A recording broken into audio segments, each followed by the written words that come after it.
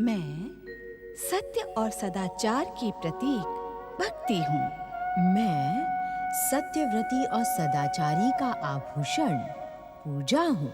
श्री नंदी के विरोध पर क्रोधित शिवशंकर उसे प्रताड़ित करके पार्वती के स्नान गृह में प्रवेश करते हैं। अपने अपमान से उत्तेजित जब गजराज ऐरावत ने देवताओं को दंडित करना प्रारंभ किया, तभी इंद्र के शाप के कारण वे स्वर्ग से पतित हो गए। ऐरावत के पतन का सीधा संबंध श्री महागणेश के नवीन अवतार से है। उधर आज कैलाश के अपने कक्ष में देवी पार्वती अत्यंत दुखी और चिंतित हैं। आज जो कुछ भी घटित हुआ वो उचित नहीं था। मेरी प्रिय सखियां जया और विजया निराश होकर लौट गईं। माता पिता को जब इस घटना की सूचना मिलेगी तो वे अवश्य ही दुखी होंगे। मेरा स्नान भी अधूरा रह गया। मेरे व्यवहार से स्वामी भी अवश्य शुद्ध हुए होंगे। न जाने ये घटनाएं क्यों घटित हो रही हैं। मैं क्या करूं? परंतु कुछ न कुछ तो करना ही होगा। हाँ, कुछ न कुछ उपाय तो करना ही होगा।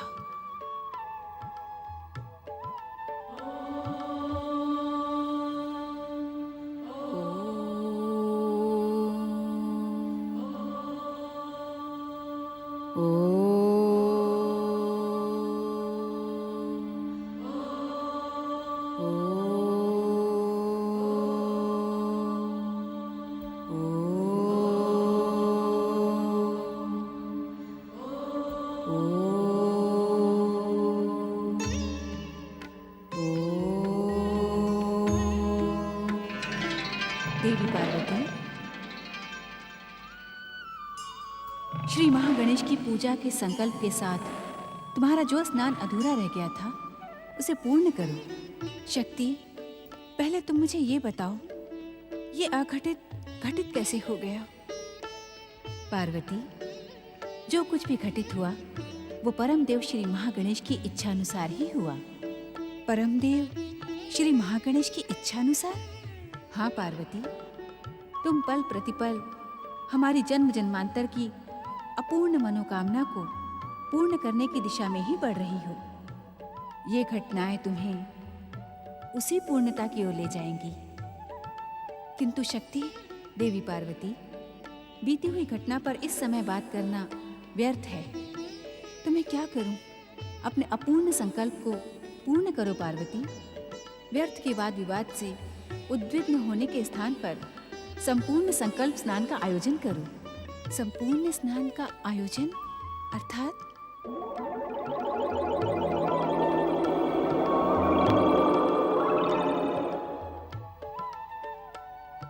शिवप्रिया देवी पार्वती, इन दिव्य उपटनों को शुभ संकल्प के साथ अपने तन पर लगाओ। जब इन उपटनों की दिव्य सुगंध से तुम्हारा मन भी प्रसन्न हो जाए तो स्नान के लिए प्रस्थान करो। तुम्हें अनुभव होगा कि ऐसा दिव्य और आनंद भरा स्नान तुमने आज से पहले कभी नहीं किया होगा। देवी पार्वती, इन दिव्य उपटनों का उपयोग करो, किंतु इनकी दिव्यता से इतनी अधिक प्रभावित न हो जाना कि स्नान करना ही भूल जाओ।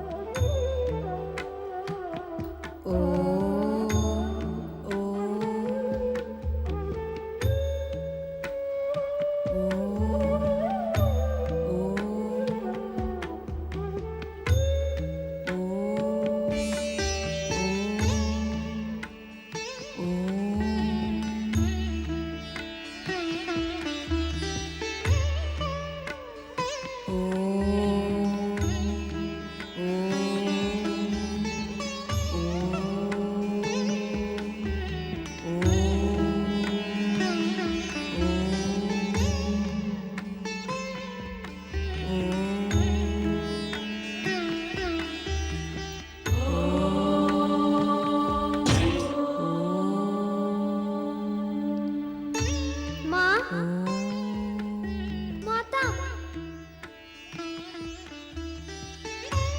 इधर उधर नहीं माता, यहाँ यहाँ कहाँ?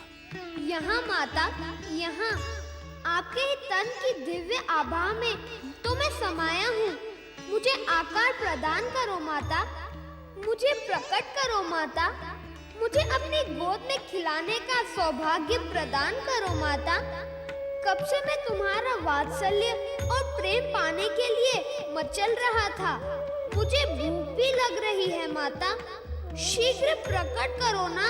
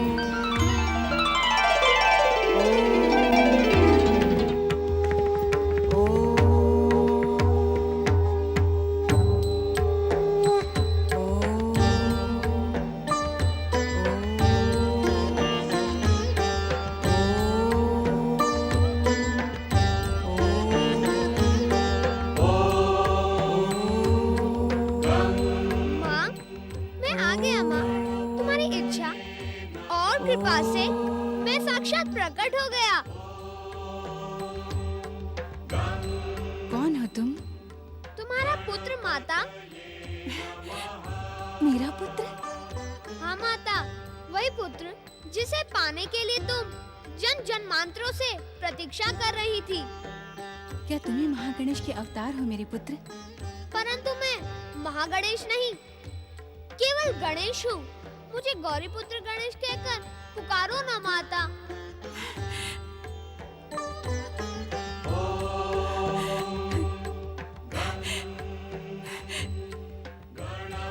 गौरी पुत्र गणेश, मेरा गणेश, मेरा गणेश, मेरा गणेश, गौरी पुत्र।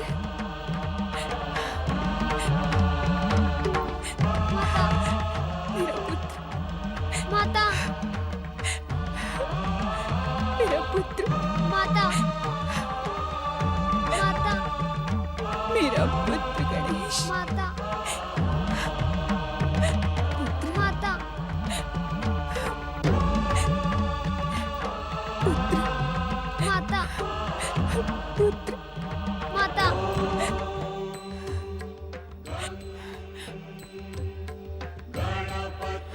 गणों में श्रेष्ठ, गणों के ईश्वर, गौरी पुत्र गणेश, कहो मैं तुम्हारा क्या प्रिय करूं?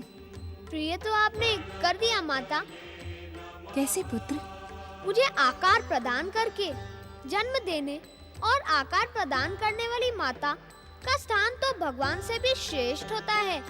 माता, पुत्र संसार के हर ऋण से मुक्त हो सकता है, किंतु माता के ऋण से किसी भी प्रकार मुक्त नहीं हुआ जा सकता।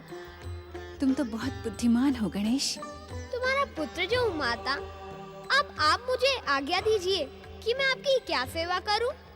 तुम मेरी सेवा करोगे? हाँ माता, माँ की सेवा करना तो पुत्र का कर्तव्य ही होता है। मेरा पुत्र गणेश।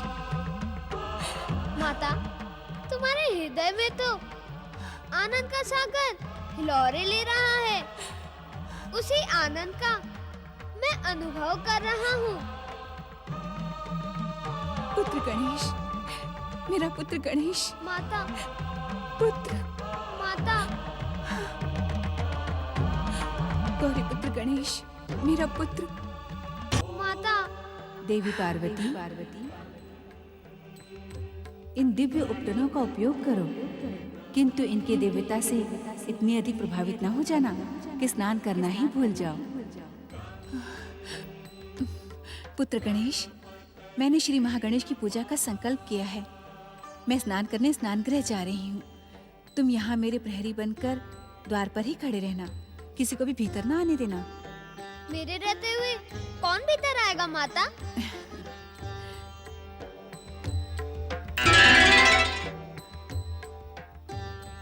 लो पुत्र, ये दंड धारण करके तुम गणों में श्रेष्ठ, गणों के ईश्वर और दंड नायक बन जाओ। जो तुम्हारी आज्ञा ना माने उस पर दंड का प्रयोग करना, किंतु जो आज्ञा मान ले उसे अपनी कृपा प्रदान करने में कभी संकोच न करना। जो आ गया माता। जय माता की, जय माता की, जय माता की। पुत्र गणेश, पुत्र गणेश, तुम्हें भूख लगी थी ना? हाँ माता, अत्यधिक भूख लगी है। पुत्र गणेश, इन स्वादिष्ट मोदकों का भोग लगाओ, इससे तुम्हारी भूख शांत हो जाएगी। किंतु पुत्र, इस द्वार पर डटे रहना। जब तक मैं लौट कर ना आऊं, यहीं पर पहरा देना। जय माता की। माता, आप निश्चिंत होकर स्नान करने जाइए, मैं यहाँ डटा रहूंगा।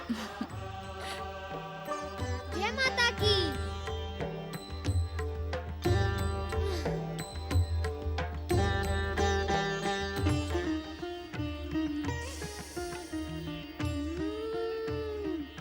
इसकी सुगंध तो बहुत अच्छी है। सुगंध ही नहीं, इनका स्वाद भी बहुत अच्छा है। ये कौन बोला? ये हम बोल रहे हैं।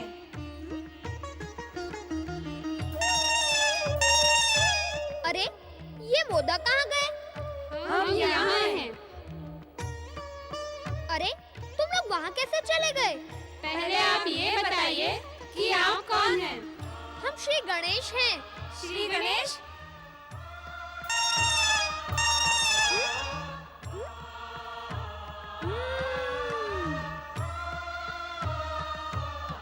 पहले मुझे खाइए। पहले मुझे खाएं। पहले मुझे खाएं। पहले मुझे खाएं। पहले मुझे खाएं। नहीं श्री गणेश, पहले मेरा भोग लगाएं। आप सभी धैर्य धरें, मैं सबका भोग लगाऊंगा। नहीं श्री गणेश, मैं सबसे आगे हूँ, पहले मेरा भोग लगाएं।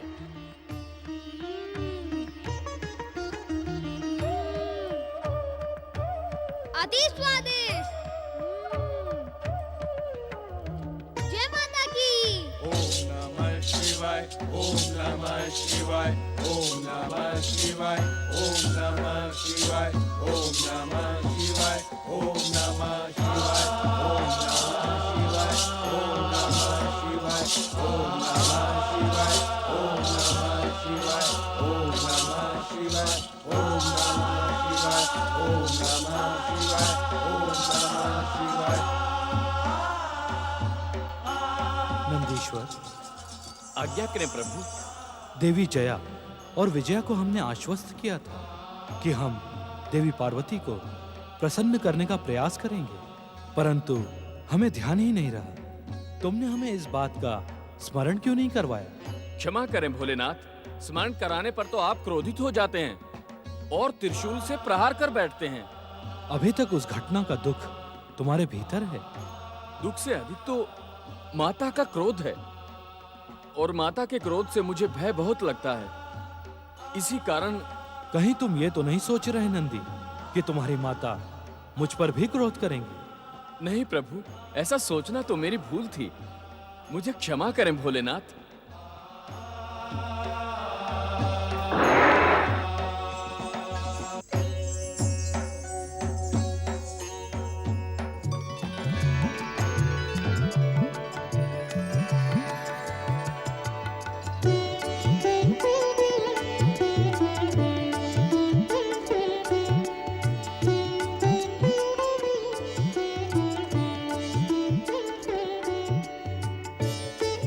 जय माता की।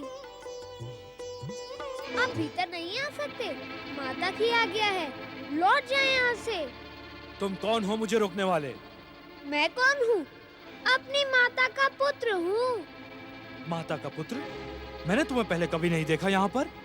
न जाने कहां से चले आए और अपने आप को माता का पुत्र कह रहे हो। चल हट जा मेरे मार्ग से। माता ने कहा था डट जाओ, और ये कह रहे हैं हट जाओ। महोदय, मुझे हटना ही होता तो आपको रोकता है क्यों?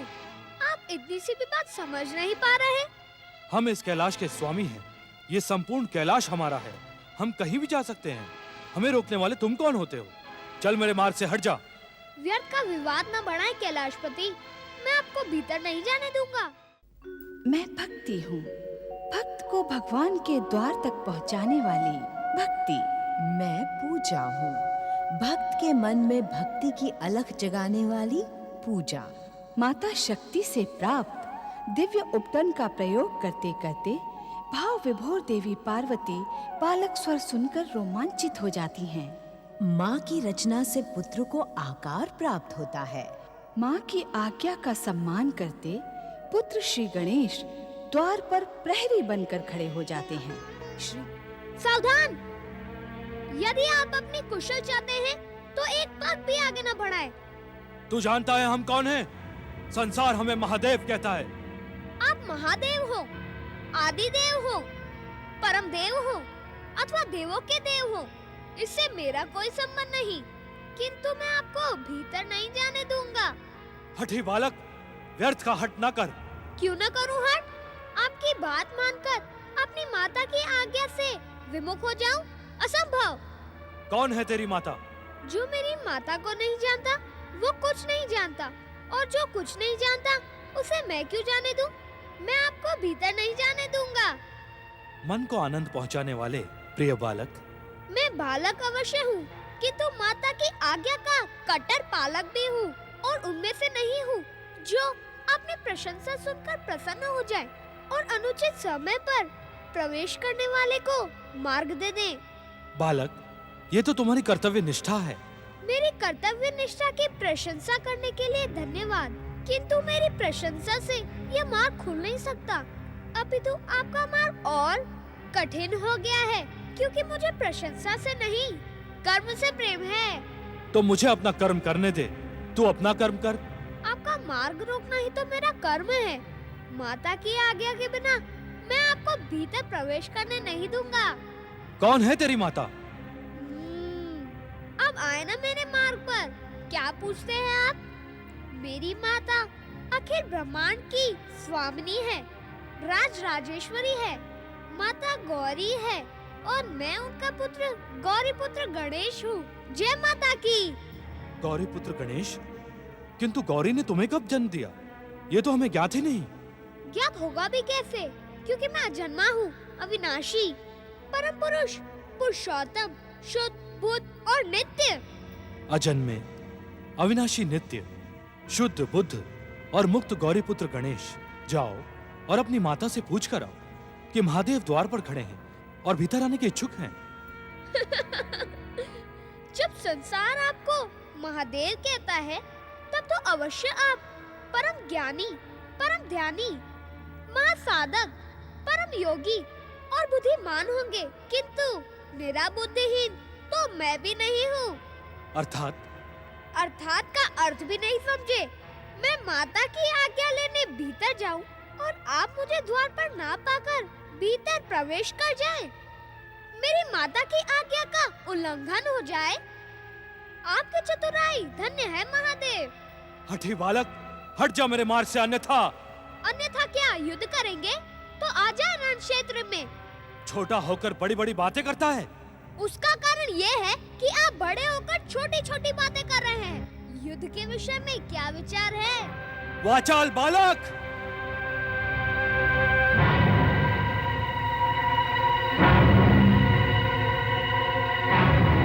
नहीं नहीं, इस बालक पर तीसरे नेत्र का प्रयोग अनुचित होगा। क्यों महाराज, युद्ध के नाम से भयभीत हो गए क्या?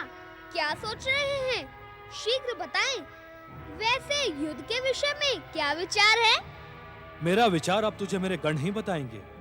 उनके प्रहारों से तुझे सुबुद्धि प्राप्त हो जाएगी।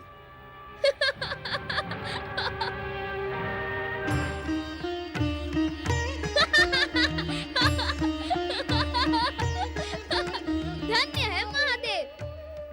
गणपति को गणों से सुबुद्ध कराएंगे। जय माता की। जय माता की।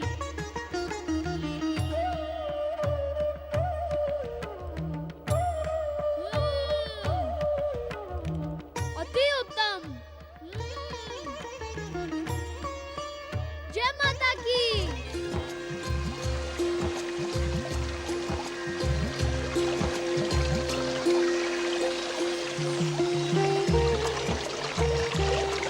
मुझे गौरीपुत्र गणेश कहकर पुकारो ना माता। गौरी पुत्र गणेश, मेरा गणेश, मेरा गणेश, मेरा गणेश। गौरी पुत्र, गणों में श्रेष्ठ, गणों के ईश्वर, गौरी पुत्र गणेश, कहो मैं तुम्हारा क्या प्रिय करूं? प्रिय तो आपने कर दिया माता। कैसे पुत्र? मुझे आकार प्रदान करके। जन्म देने और आकार प्रदान करने वाली माता का स्थान तो भगवान से भी श्रेष्ठ होता है।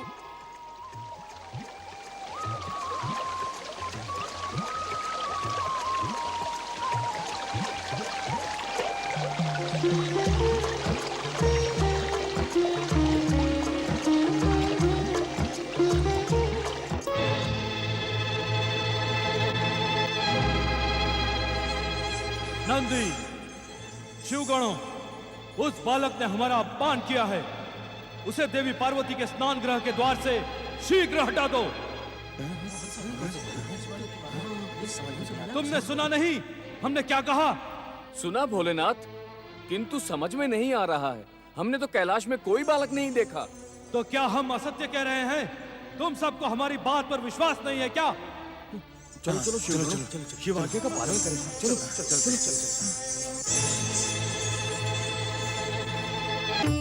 माता ने तो मुझे बताया नहीं कि महादेव ही इस कैलाश के स्वामी हैं। परंतु बताया भी होता तो मैं उन्हें स्नान गृह कैसे जाने देता। मुझे तो समझ में नहीं आता कि यह विचित्र वेशधारी कैलाशपति मेरी माता की आज्ञा मानने को प्रस्तुत क्यों नहीं? अरे ना माने, अब तो वे लौट गए। अब उनकी चिंता क्यों करूं? माता के दिए हुए इन स्वादिष्ट मोदकों का भोग लगाता हूँ।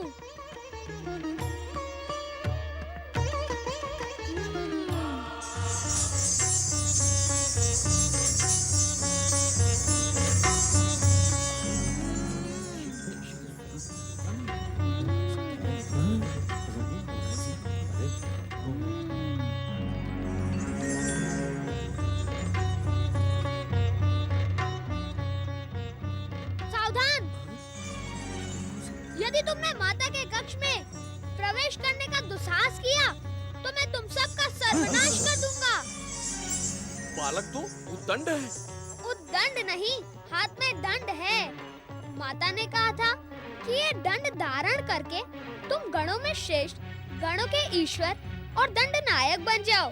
जो तुम्हारी आज्ञा न माने उस पर इस दंड का प्रयोग करना, किंतु जो आज्ञा मान ले उसे अपनी कृपा प्रदान करने में कभी संकोच न करना। अब तुम सब बताओ कि तुम लोग मेरी आज्ञा मानोगे या इस दंड की। बातें तो बड़ी बड़ी करता है। प्रहार उससे भी बड़ा और भयानक करता हूँ। हम शिव के गण हैं। हमें प्रहार की भाषा से भयभीत मत कर। पहले तू ये बता कि कैलाश पर आया किधर से? अरे उधर तो माता का कक्ष है, तू वहाँ से आया है? तू सच सच बता, मेरी दृष्टि से बचकर तू यहाँ कैसे आया? शरीर तो इतना भारी भरकम है, किंतु बुद्धि तो एकदम छोटी सी है। क्या तुम इतना भी नहीं समझते कि माता के पास आने के लिए किसी मार्ग की आवश्यकता नहीं है? नंदी महाराज, बालक तो चतुर एवं बुद्धिमान प्रतीत हो रहा है। अब हम क्या करें? कुछ ना कुछ तो करना ही होगा। स्वामी का आदेश जो है ना। कुछ ना कुछ तो करना ही होगा, क्योंकि स्वामी का आदेश जो है। अपने से बड़े की नकल उतारता है। तुम्हारी बुद्धि तो सती ही अज्ञानी पशुओं जैसी है। क्या तुम्हें इतना भी ज्ञान नहीं कि छोटे ही बड़ों की नकल उतारते हैं, बड़े थोड़े ही छोटे की नकल उतारते हैं? वाचाल बालक, हट जा द्वार से। तुम्हारे स्वामी को द्वार से लौटा दिया तो तुम सोच रहे हो कि मैं तुम्हें भीतर जाने दूंगा? भाग जाओ यहाँ से, मेरा क्रोध न जगाओ, अन्यथा माता के दिए इस दंड से तुम सब पिटोगे। भाग जाओ, जाओ।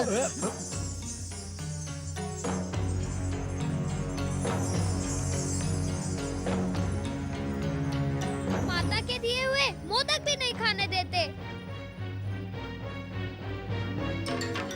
नंदी महाराज, प्रहार का आदेश दे। आप क्या देख रहे हैं? ये माता का दिया हुआ स्वादिष्ट मोदक देख रहे हैं। इतना बड़ा शरीर ऐसे थोड़ी ना पालते होंगे। ले लो, ये ले लो।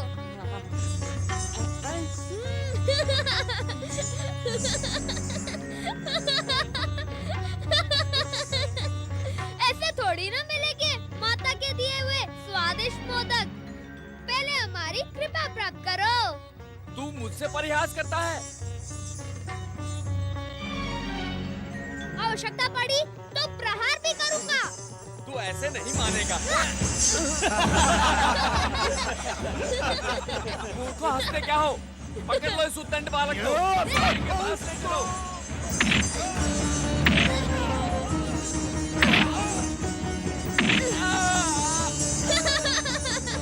उद्दंड बालक!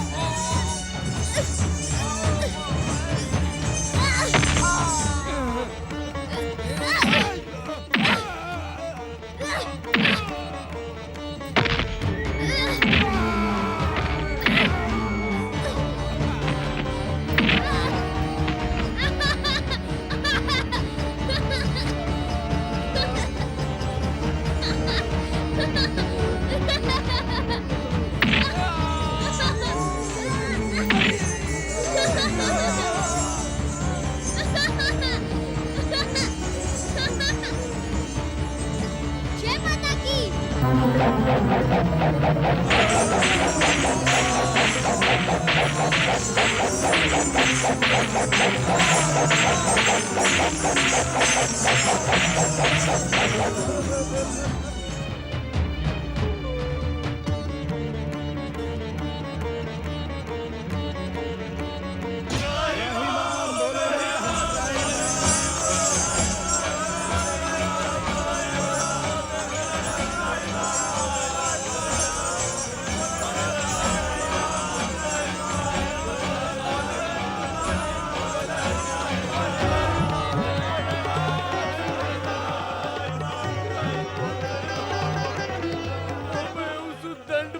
से बचाए भोलेनाथ।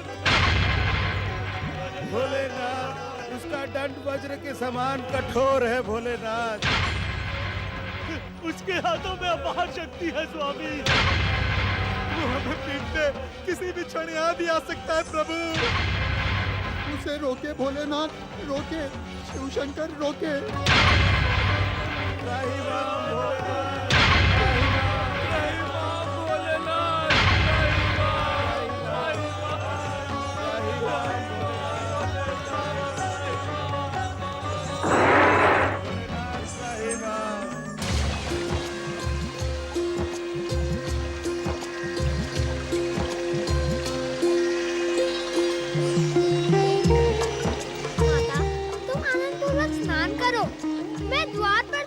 आज्ञा का पालन कर रहा हूँ। मेरी इच्छा के बिना स्नान गृह में कोई भी प्रवेश नहीं करेगा। माता, तुम्हारे भेंट किए हुए मोदक और लड्डू अत्यधिक स्वादिष्ट हैं। धन्य हो माता। जय माता की।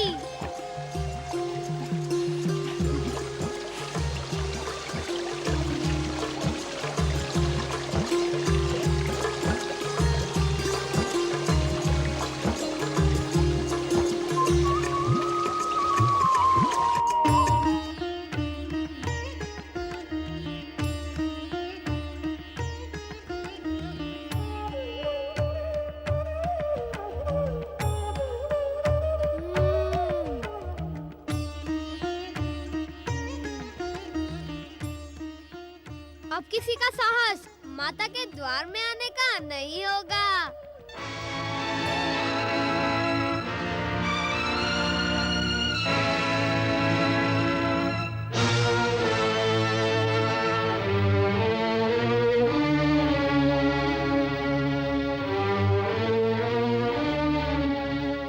प्रणाम कैलाशपति। आपका यहाँ पुनः पधारने का कारण कहीं ये स्वादिष्ट मोदक तो नहीं?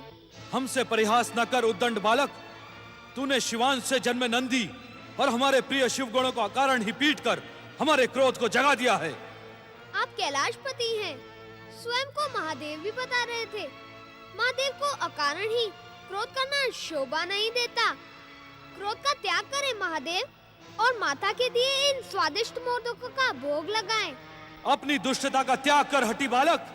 अब आप स्वादिष्ट मोदकों का भोग लगाने के इच्छुक नहीं तो मैं ही लगा लेता हूँ।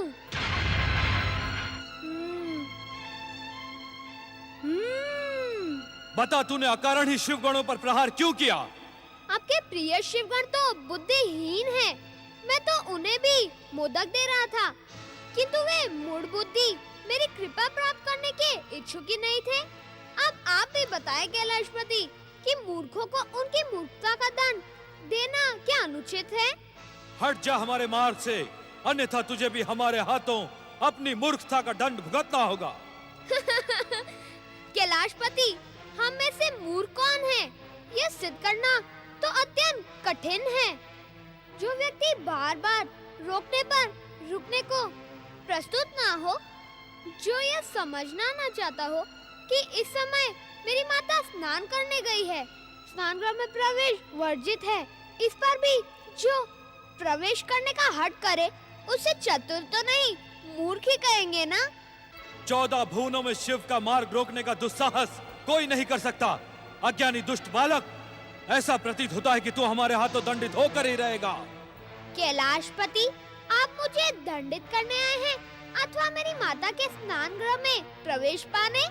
यदि तू द्वार से नहीं हटा तो हम तुझे दंडित करके स्नान गृह में प्रवेश करेंगे और तेरी माता को बताएंगे एक हठी और मूर्ख बालक को द्वार पर खड़ा करके उन्होंने कितनी बड़ी भूल की है। माता ने कोई भूल नहीं की है कैलाशपति। भूल वह कर रहा है जो इसे भूल समझ रहा है। तेरी उद्दंडता अब असहनीय है। मैं अंतिम चेतावनी देता हूँ, हट जा द्वार से, अन्यथा। अन्यथा क्या युद्ध करेंगे? पिछली बार भी तो युद्ध का नाम सुनकर न जाने क्या सोचकर आप चले गए थे और उन बुद्धिहीन अभागे शिवगणों को अपना विचार बताने के लिए कह रहे थे। शिवगण गणपति को आपका विचार बता न पाए, किंतु आपको मेरा विचार तो अवश्य ज्ञात हो गया होगा। अब मेरा विचार ज्ञात करने के लिए तू इस संसार में जीवित नहीं रहेगा। शिवगणों की दुर्दशा देखकर भी आप ये बात कहने का साहस रखते हैं? निसंदेह कैलाशपति, आपका साहस प्रशंसनीय है। मैं आपके साहस पर प्रसन्न हो गया। लो मेरे प्रसन्नता के कारण ही इस दिव्य और स्वादिष्ट मोदकों का भोग लगाओ। उद्दंड बालक! यदि आप भोग लगाने के इच्छुक नहीं, तो मैं क्या कर सकता हूँ? मैं ही लगा लेता हूँ इन स्वादिष्ट मोदकों का भोग।